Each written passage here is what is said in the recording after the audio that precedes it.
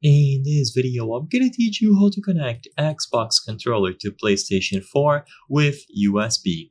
It's a very easy process, so make sure to follow along.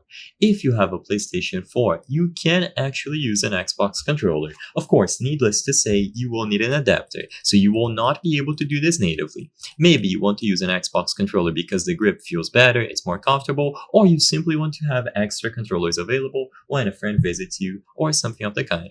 So in order to get this done, as I've said before, you will use a USB adapter. The one that I recommend in this video is going to be the one from Big. So look for the Big One controller adapter. It is called the wired R90. They also have a wireless version, but I'm going to be focusing on the wired one. The wireless functions the exact same way, so it is going to allow you to use the Xbox controller, but it is going to be wirelessly done. And it is going to be a little bit more expensive, so keep all of that in mind.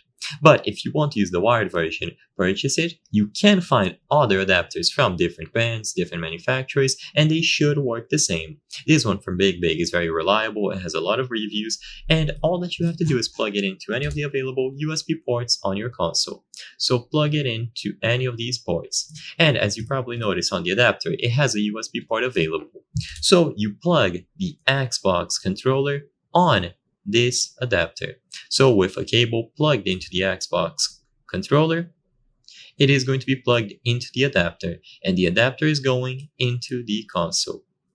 This is going to work for both PlayStation 4 and PlayStation 5, and upon establishing this connection, you are good to go. It should work right away. You can navigate through the menus, you can open a game and start playing. There's no setup required, and as I've said before, they will have one version for wired and one version for wireless. If you are using the wireless version, it is essentially the same idea. You plug it in, and then you press the physical button at the back. So instead of having a USB port, it is going to have a button that you use to pair them together.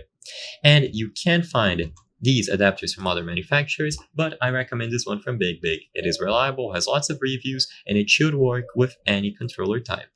I hope I was able to help you on how to connect Xbox controller to PlayStation 4 with USB. If this video helped you, please be sure to leave a like and subscribe for more very easy tips. Thank you for watching.